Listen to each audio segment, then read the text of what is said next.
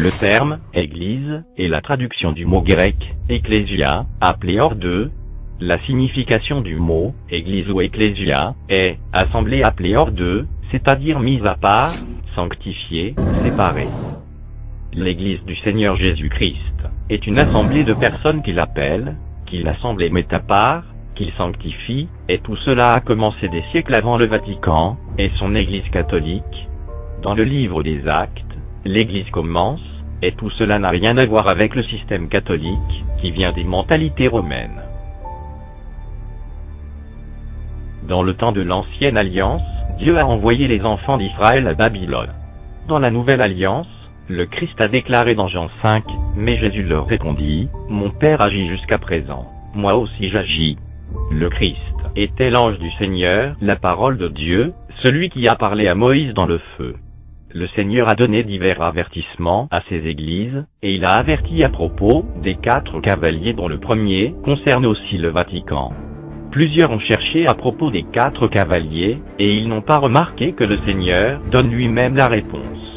Dans Matthieu 24 il est écrit, Jésus leur répondit, « Prenez garde que personne ne vous séduise. Car plusieurs viendront sous mon nom, disant, c'est moi qui suis le Christ. Et ils séduiront beaucoup de gens. Vous entendrez parler de guerre et de bruit de guerre, gardez-vous d'être troublés, car il faut que ces choses arrivent. Mais ce ne sera pas encore la fin. Une nation s'élèvera contre une nation, et un royaume contre un royaume, et il y aura, en divers lieux, des famines, et des tremblements de terre.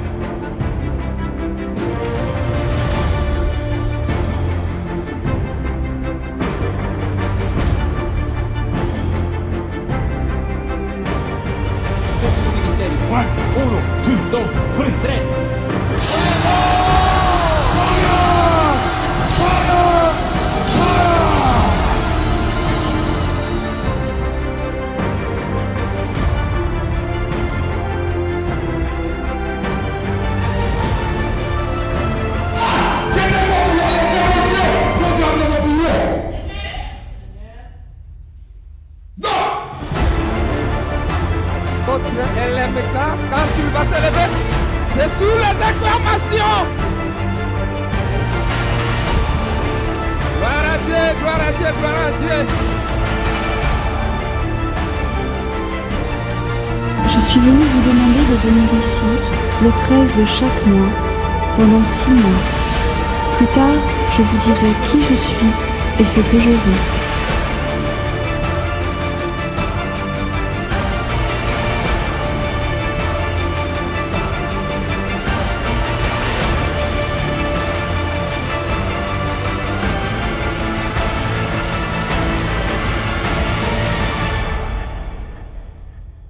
Constantin, qui était empereur de Rome, la Babylone de ce temps-là, a vu qu'il y avait beaucoup de chrétiens, même à Rome. Alors pour ne pas démolir son empire, il a dit aux chrétiens qu'il croyait au Christ, mais au lieu de se convertir, il a associé la foi chrétienne avec sa propre croyance, et la secte catholique commença avec en réalité une adoration aux dieux païens déguisés en Jésus-Christ.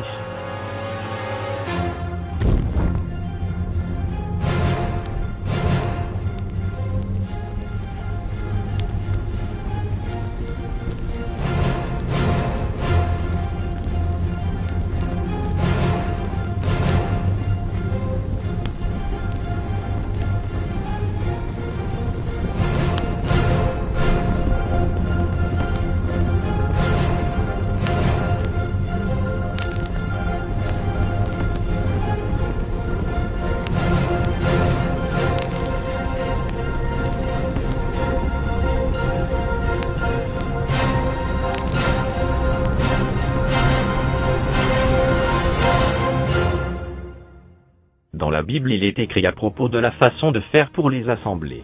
Le mot grec, apostolos, apôtre, signifie envoyé en avant, messager, ambassadeur, il fonde des églises, il établit d'autres ministères, il donne des instructions précises à ces églises, dont il établit les règles de doctrine et de gouvernement. Il forme des hommes pour le ministère et les consacre avec d'autres. Il visite les églises et veille à ce qu'elles demeurent dans la bonne doctrine. Il veille sur les pasteurs et les enseignants des églises afin qu'ils ne dévient pas.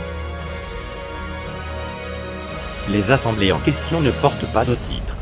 L'apôtre s'occupe de l'assemblée, jusqu'à ce que des anciens soient nommés avec prière et imposition des mains. Ensuite, l'assemblée choisit un homme parmi eux comme pasteur. Les anciens font venir l'apôtre, qui prie et impose les mains à l'homme choisi, et voici un vrai pasteur avec onction, contrairement à tous ces faux pasteurs autoproclamés. Sans apôtres, sans anciens. Pour les prophètes, ainsi que les apôtres, c'est Dieu qui choisit d'avance, mais pour les autres ministères, il est possible de le choisir si Dieu le veut. Combien de croyants ont embarqué dans des organismes religieux avec des titres, et n'ont jamais regardé si leur soi-disant pasteur était conforme à la saine doctrine établie par le Tout-Puissant. Moi Andrés, je dis la majorité dans les derniers siècles, n'ont pas vérifié, et ils aiment les paroles douces et agréables, des aveugles qui pensent que la parole du Seigneur change avec le temps. Les cathos racontent que Pierre était le premier pape, ce qui est faux.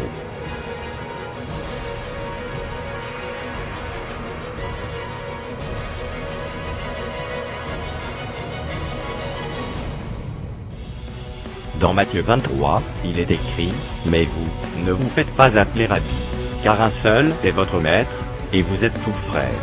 Et n'appelez personne sur la terre votre Père, car un seul est votre Père, celui qui est dans les cieux. Ne vous faites pas appeler directeur, car un seul est votre directeur, le Christ. Le plus grand parmi vous sera votre serviteur. Quiconque s'élèvera sera abaissé, et quiconque s'abaissera sera élevé. »